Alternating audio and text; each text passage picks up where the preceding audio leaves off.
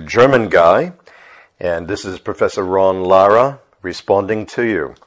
First of all, let me just say that I know you've been around the forum and contributed to the forum for quite some time now, and I wanted to say personally to you how pleased I am, and also to apologize to you and to others on the forum who are trying to get in touch with me but haven't been able to.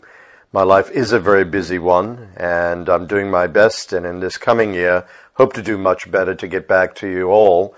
So please don't hesitate to put through your questions. I do hope that the questions I have been answering in the past few months here will give you some indication of my commitment to this task. So once again, thank you very much for a very fine question.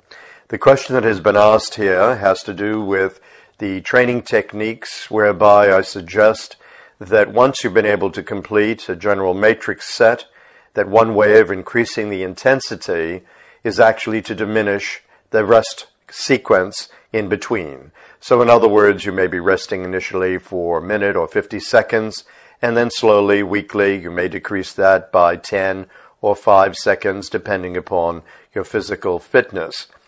The question from our good friend German guy is, in his case, he's interested in running, jogging, and so on, and therefore he wonders what way in which that matrix technique of decreasing the rest-pause times could maximize the benefit to him. Now, there are a couple of things to say, so I'm going to divide the answer to this question into two parts.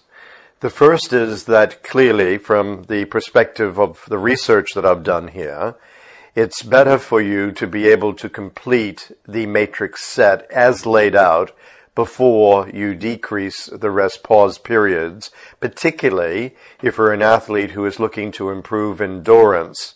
So in the case of running and jogging and cardiovascular fitness, those particular dimensions of the exercise are very, very useful for you by making the following sort of shift. So what I do here is to get a person to complete the set as it's laid out, and then to decrease the rest period in the particular movements, in this case usually cutting away 10 seconds initially every 2 weeks. So in other words, you start today and you minimize or decrease the rest period by 10 seconds. So where you had a minute, you would now do 50 seconds. 2 weeks later, you see if you can come to do the entire routine in that way. If you can't do the entire routine in that way, what I do is to allow and suggest that people actually take a little bit of time where they fail within the set period. So imagine for a moment that you're able to make half the set with a decrease in the rest pause to 50 seconds from 60.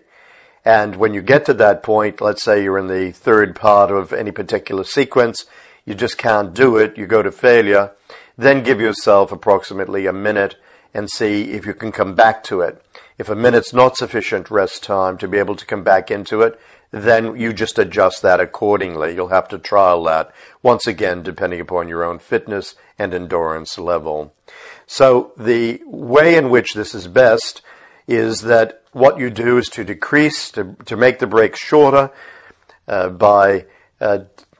in terms of 10 seconds, 5 seconds every week to every other week. If you get to a point where it's easy for you to decrease by the 10 seconds, then obviously you just halve. 5 seconds is the point of maximum response in terms of muscle glycogen restoration and so on, so I wouldn't recommend going much lower than that. It won't give you sufficient time to actually maximize the benefit of the movements. And when you can complete the whole set, the question is, do you go up in weight? Now, obviously, it depends upon what set you choose. And so to make this easy for everybody, what I'm going to do is to give you a very unambiguous way of increasing endurance for those athletes out there who want to use matrix to improve the response and their muscle capacity for long-term movement exercise, as in running long distances, being able to wrestle for long periods. So I have a lot of martial artists who use this now with me, or do any other kind of exercise. I do have, in fact, you'll see Thomas Pressbury plays squash, And you'll see some new pictures of Thomas on the forum. He's a man of 67 years old who has just completed his 24-week period. You'll see pictures of that on the website within the next week or two. And in Thomas's case, he has improved his endurance and performance levels on the squash court exponentially from when he first came. I'm going to give you now the routine, the specific routine that he and other athletes do that I've created specifically for this purpose. Imagine for a moment that I sometimes call this one of my matrix metabolizers. But imagine for a moment we're going to take a squat. A simple squat, all I want you to do is warm your knees up first of all before you begin, obviously, particularly if the weather is cold. So you might do that in a range of ways as indicated in any of my books. Secondly, or in some way that you choose yourself where you find it's effective. The next thing is to do very slowly. You begin the actual matrix segments of the routine after you've done your 10 full reps. Now what I want you to do is just take a pause and come up for a period of 1 minute. Now go all the way down gently. Remember, the movement on the way down is not a movement where you allow gravity to carry you into the squat position. The idea is to resist gravity on the way down, thereby making the movement a movement of load on your body, both on the up section of the movement and also on the down section. So those two aspects of the movement should be timed so that basically you're performing them at the same speed. A lot of people don't get this. Go down very slowly, resisting the whole way down, come into as full a squat position as you're able to get into without bouncing at the bottom. So it is a full rest stop at the bottom. Just in your mind, count off 2 seconds when you get down there. Now come up 1/5 of the way and just hold that for a period of 1 second. Now come up, so it's just pause, down. That's the sequence. 2/5 of the way, go down, come up again, pause, down. Again, 3/5 of the way, up, pause, down. When I say pause, it is a full stop movement, thereby accelerating muscle fiber engagement. 4/5 of the way, pause, down. Now to stretch out the muscle, the belly of the muscle, stand up the full way, which will take a little bit of the pressure off the muscle itself and relax you, and it's just a pause movement at the top. Now come down and you do 2 reps in that first position. And in this particular case, it's just the same thing. Pause 1/5, down. Pause again 1/5, down. Pause 2/5, down. Pause 2/5, down.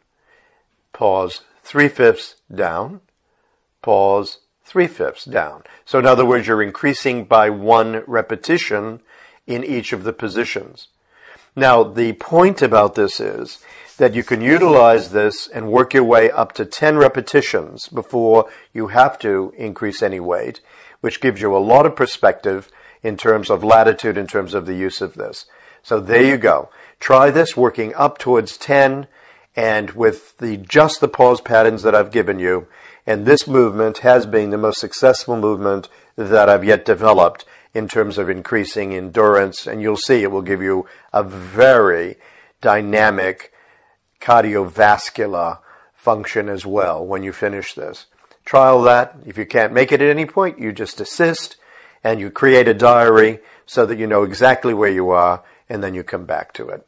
Let me know if there are any other questions about this, and I'm more than delighted to follow them up with you. Once again, thank you, German guy. Try this, see how you go, but your own intuitions about the question that you raise are also very good. This is just another example of how you might improve on that. All the best to you, and if I don't talk to you before the Christmas holiday or whatever holiday it may be for you, I wish you all a very wonderful holiday in the month to come. Ciao.